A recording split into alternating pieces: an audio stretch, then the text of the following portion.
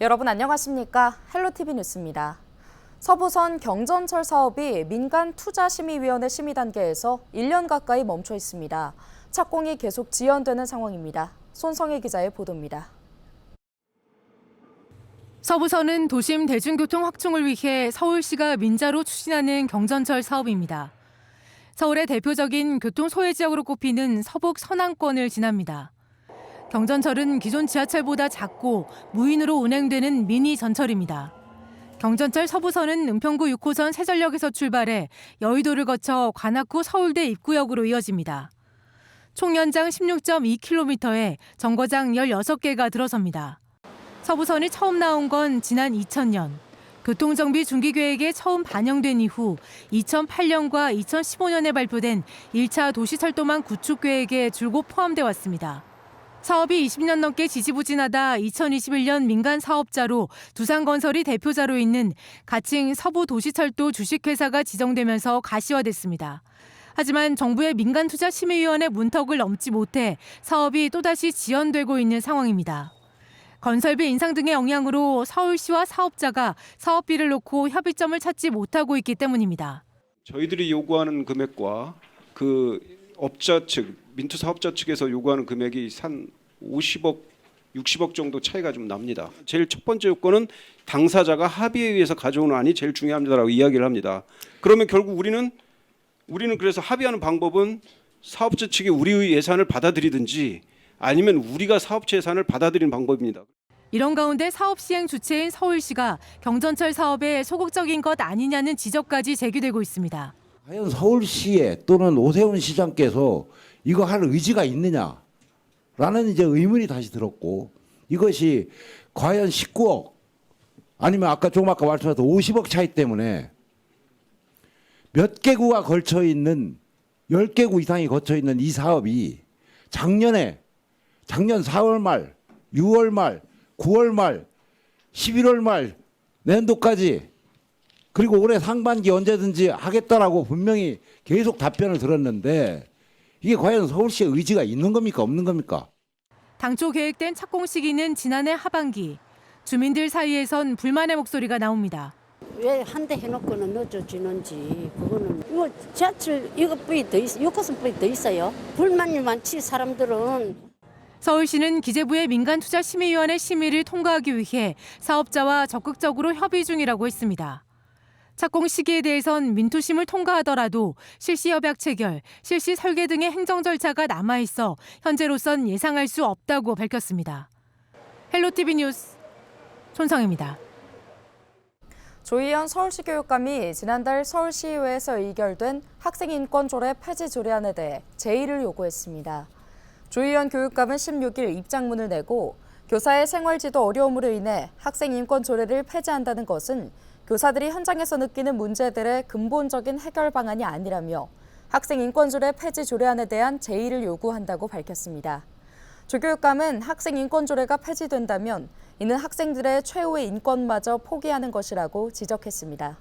그러면서 다음 달 시의회 정례회에서 재의결될 경우 조례 무효 확인의 소를 대법원에 제기할 것이라고 했습니다. 서울시 학생인권조례는 학생이 성별, 정치적 의견, 성적 등의 이유로 차별받지 않을 권리를 가진다고 명시하고 있습니다. 서울시의회는 지난달 26일 서울학생인권조례가 학생의 권리를 과도하게 부각해 교권 침해의 주요 원인이 됐다며 국민의힘 단독으로 조례 폐지안을 통과시켰습니다. 미래교육의 방향성을 제시하는 Y교육박람회가 양천공원에서 개막해 오늘 18일까지 다양한 행사가 열립니다. 교실 밖 교실을 만나다를 주제로 열리는 이번 박람회에서는 미래교육 방향성에 대한 전문가 포럼 등 다양한 교육 콘텐츠가 펼쳐지는데요. 또 행사에 참여한 서울시는 온라인 공공교육 플랫폼 서울런 홍보부스를 운영합니다. Y교육박람회는 지방자치단체로는 최초로 지난해 양천구가 개최한 전국 단위 시민 참여형 교육 박람회입니다.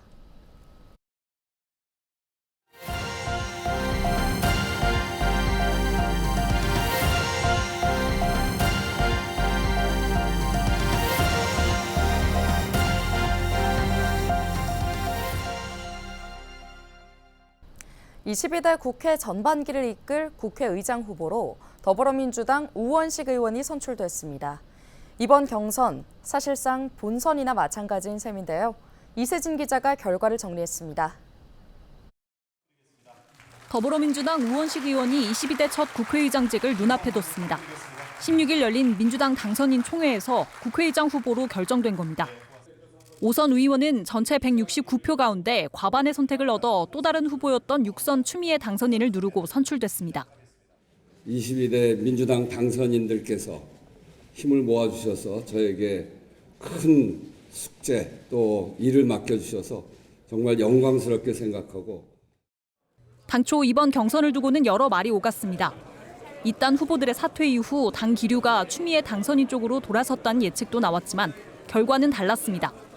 선수는 관례일 뿐이라며 후보직을 끝까지 수행한 우 의원은 의장직에 한 발 올라선 소감에서 민심의 뜻을 강조했습니다. 특히 이 자리에서 중립이 몰가치가 돼선 안 된다. 국회의장은 단순한 사회자가 아니어야 한다는 말로 자신의 역할을 재정의하기도 했습니다.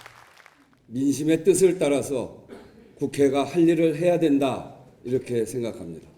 민주당 출신의 국회의장이 또 부의장과 함께 끌어가는 국회는 반드시 나라를 나라답게 하고 국민을 살기 좋게 하는 그런 국회가 될 것입니다. 한편 과반 득표로 당선되는 국회의장은 원내 1당 후보가 맡는 것이 관례로 다음 달 22대 국회 본회의에서 표결을 거쳐 최종 결정됩니다. 이날 민주당 국회 부의장 후보는 22대 국회에서 4선이 되는 이하경 의원이 선출됐습니다. 헬로티비 뉴스 이세진입니다. 부천과 인천 부평 일대에서 신용카드 단말기에 허위 정보를 입력하는 방법으로 업주들을 속여 주점과 식당에서 돈을 내지 않은 남성이 경찰에 붙잡혔습니다. 부천 원미경찰서는 16일 상습 사기 혐의로 40대 남성 A씨를 구속했습니다.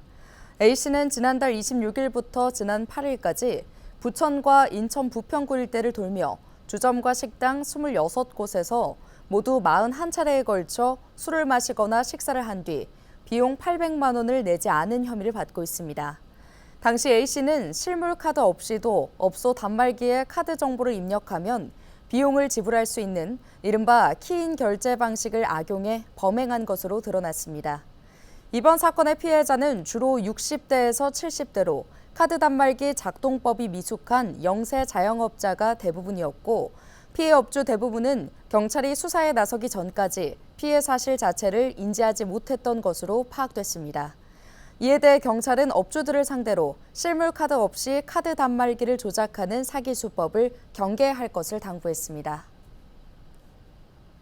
경기도가 약 1억 8천만 원의 지방세 납부를 회피하려 배우자 명의로 사업자 등록을 한 악성 체납자를 적발했다고 밝혔습니다. 도는 지난 2월부터 4월까지 지방세 1억 원 이상 체납자 1,274명을 대상으로 조사를 진행했는데요. 이번에 적발된 A씨는 체납으로 강제 집행이 예상되자 본인이 운영하던 사업자를 폐업하고 배우자와 특수 관계인 명의로 사업자를 등록한 것으로 밝혀졌습니다. 도는 A씨에게 벌금 상당액 2천만 원을 통고 처분했는데요.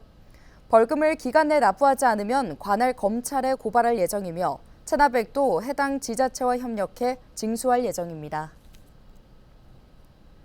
경기도가 고금리와 고물가로 어려움을 겪는 도민들을 위해 지역 상권 할인 등을 담은 경기 살리고 사업을 진행합니다. 이번 행사는 민생회복 레츠고 프로젝트의 첫 번째 사업인데요. 우선 17일부터 전통시장과 골목상권 등 지역 상권 155곳에서 지역 축제와 연계해 다양한 즐길 거리를 제공하는 한편 페이백과 경품 이벤트 등 판매 촉진 프로그램을 운영합니다. 오는 6월 6일부터 16일까지 하나로마트와 농협유통센터, 로컬 푸드 직매장 등에서는 최대 30%의 농축수산물 할인 행사를 실시하는데요. 지역 화폐는 오는 8월 말까지 할인율을 기존 6%에서 7%로 높입니다. 이번 프로젝트를 통해 지역 상권 방문 고객 수와 매출액이 각각 30% 이상 증가할 것으로 기대하고 있습니다.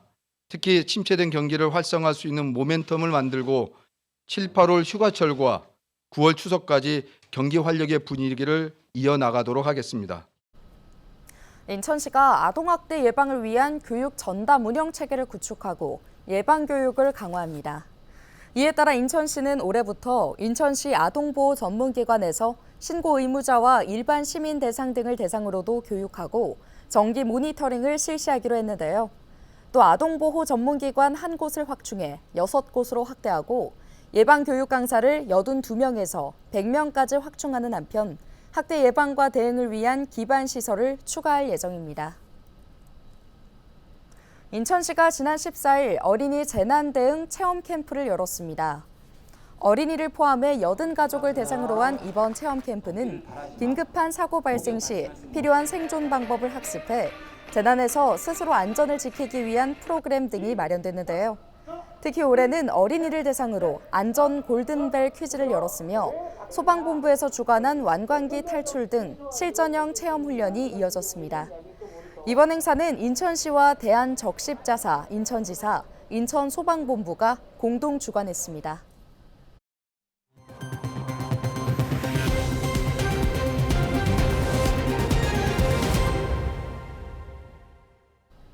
지난 15일 강풍주의보가 내려졌던 인천에서 피해 신고 16건이 접수됐습니다.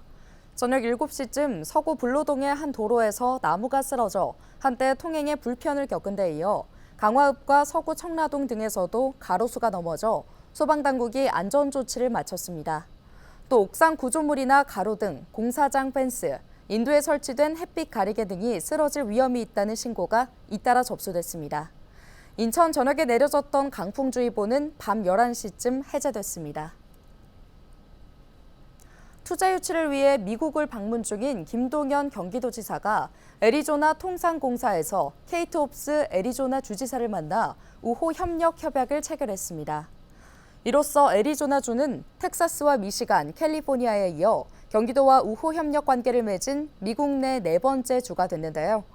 두 지역은 기업 교류와 첨단 산업, 기후위기 등에 협력하기로 했습니다. 특히 교류 협력의 첫 번째 사례로 이날 경기도에 있는 차세대 융합기술원과 한양대는 애리조나 주립대에 반도체 분야 국제기술 공동 개발을 위한 의향서를 전달했는데요. 의향서에는 반도체 분야 공동 연구 개발 과제 발굴과 인프라 공동 활용 등의 내용이 담겼습니다. 서울시가 시민들의 주택 공급 예측을 돕기 위해 아파트 입주 물량 외에 재개발, 재건축 등 정비 사업 추진 현황도 주기적으로 공개하기로 했습니다. 서울시는 현재 매년 2월과 8월 등 6개월에 한 번 2년 이내에 입주 가능한 아파트 물량을 분석해 공개하고 있는데요. 앞으로는 서울시 아파트 공급 물량의 60% 이상을 차지하는 정비 사업 부분에 대해서도 추진 현황을 공개하기로 했습니다. 주요 제공 항목은 도시정비법에 따른 재개발, 재건축 사업과 소규모 정비에 따른 가로주택, 자율주택, 소규모 재건축 사업의 구역별, 자치구별 추진 현황 등입니다. 경기도는 16일 지난해 21곳에 주차 환경 개선 사업을 한 결과 불법 주정차 단속 건수가 17% 감소한 것으로 나타났다고 밝혔습니다. 주차 환경 개선 사업은 주거 밀집지 등 주차난 지역에 대규모 공영 주차장을 조성하거나 오래된 주택을 활용해 소규모 주차장을 만들고 학교 등 부설 주차장을 무료로 개방하면 시설비를 지원하는 사업인데요. 경기도는 지난해 공영 주차장 13개, 자투리 주차장 5개, 무료 개방 주차장 3개 등 21개 사업에 총 사업비 1,159억 원을 투입해 2,400면 이상의 주차 공간을 확보했습니다.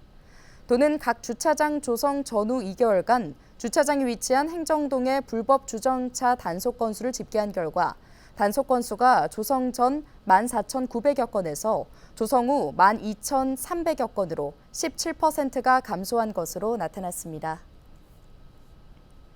인천시가 1억 플러스 아이드림 사업의 일환으로 시행 중인 임산부 교통비 지원 사업 신청 기간을 출산일로부터 3개월까지로 확대합니다.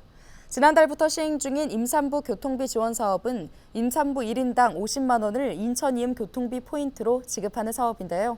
교통비 포인트는 인천이음 앱 호출을 통한 택시 요금이나 주유비, 대중교통에서 사용할 수 있습니다. 뉴스 마칩니다. 고맙습니다.